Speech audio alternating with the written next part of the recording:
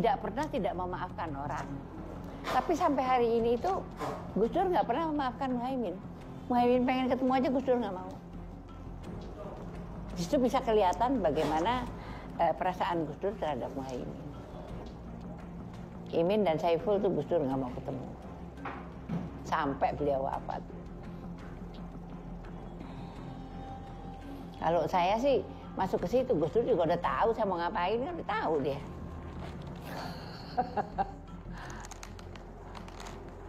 Mudah-mudahan aja lah. Saya sih tetap menganggap memang Imin itu banyak merusak apa ya, marwahnya Kiai ya.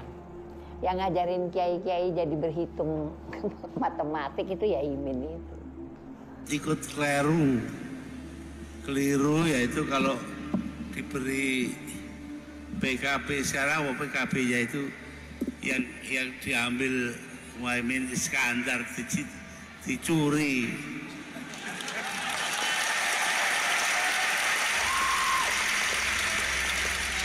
Dicuri dengan bantuan pemerintah.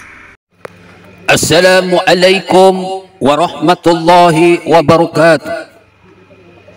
Ibu bapak hadirin pemuda-pemudi sebangsa setanah air dimanapun kalian berada, dari Sabang sampai Merauke, dari dalam Indonesia hingga keluar Indonesia, kembali lagi bersama Gus A dalam channel Tanda Tanya Politik. Kita semua dikagetkan dengan diduga PKB akan melakukan koalisi dengan PKS. Ini bikin saya tersenyum. Ini bikin saya geleng-geleng kepala. PKB yang dulu didukung penuh oleh NU, tetapi pimpinan-pimpinannya mengkhianati dari kepercayaan yang sudah diberikan oleh kaum NU atau kaum Nahdiyin, sehingga membuat pemberontakan. Akhirnya muncul jawaban-jawaban misteri. Kenapa Gus Dur diam ketika PKB dicuri oleh Muhaimin Iskandar? Dari video barusan sudah dikatakan yang pertama, Gus Dur tidak pernah memberi maaf atas makar yang dilakukan oleh Muhaimin, di mana makar tersebut dibantu oleh SBY. Jadi bapak-bapak, ibu-ibu, hadirin pemuda-pemudi sebangsa setanah air, jahatnya pemerintahan SBY, dia telah menghancurkan PKB-nya Gus Dur dan mengangkat, memberi izin meresmikan PKB-nya Muhaimin. Jadi saya yakin seperti apa yang dikatakan oleh Gus Dur, mereka ini akan menjadi gelandangan politik forever. Dulu Amin Rais dicap sebagai gelandangan politik. Sekarang Muhaimin dicap sebagai gelandangan politik. Bahkan SBY pun dicap sebagai gelandangan politik. Bapak Ibu hadirin pemuda-pemudi sebangsa setanah air tahu apa yang dimaksud dengan gelandangan politik, yaitu orang-orang yang tidak punya visi misi yang jelas dalam berpolitik. Munclak mencelek, tergantung arus.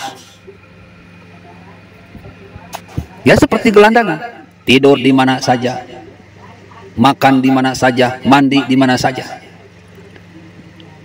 sehingga tubuhnya kotor. Kalau sudah kotor ya menjijikan.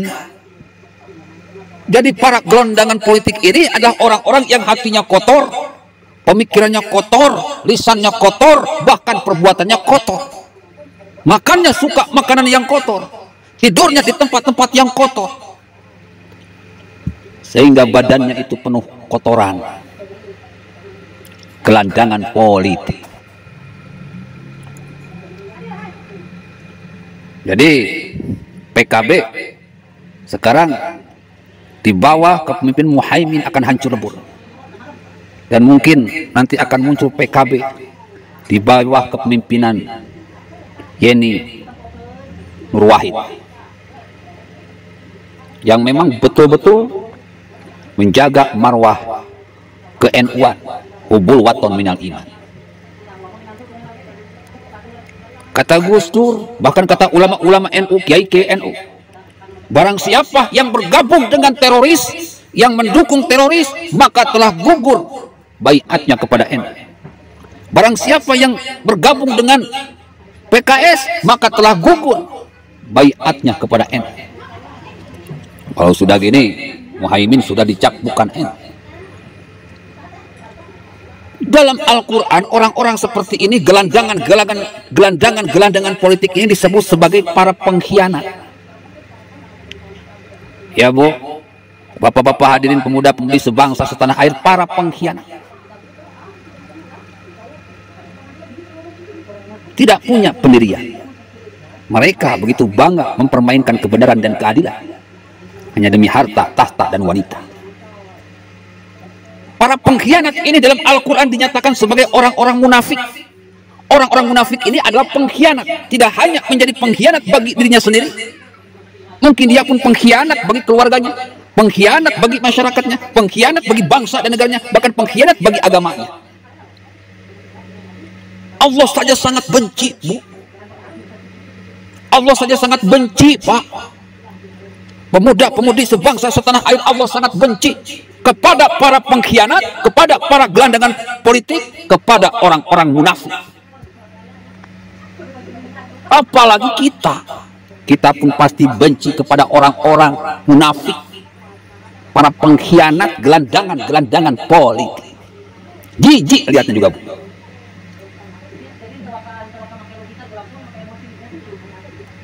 Ibu, bapak, hadirin pemuda-pemudi sebangsa setanah air dimanapun kalian berada.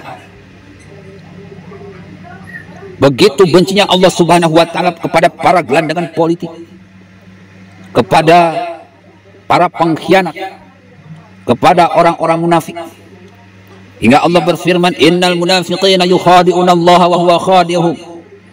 Sesungguhnya orang-orang munafik, para gelandangan politik, para pengkhianat negara, para pengkhianat agama, hendak menipu Allah dengan ilmunya, hendak menipu Allah dengan jabatannya, hendak menipu Allah dengan hartanya, hendak menipu Allah dengan keimanannya, hendak menipu Allah dengan keislamannya. Tetapi kata Allah, wa huwa khadi'uhum, Allah akan balas tipuan mereka, Allah akan hancurkan mereka, Allah akan hinakan mereka. Jadi para penjahat, gelandangan politik, para pengkhianat, orang-orang munafik, sudah pasti akan dihancurkan oleh Allah Subhanahu wa Ta'ala. Gak perlu nunggu di akhirat, di dunia mereka pasti hancur. Yuk kita saksikan, yuk kita saksikan, yuk. Selamat menyaksikan. Billahi taufiq wal hidayah. Wassalamualaikum warahmatullahi wabarakatuh.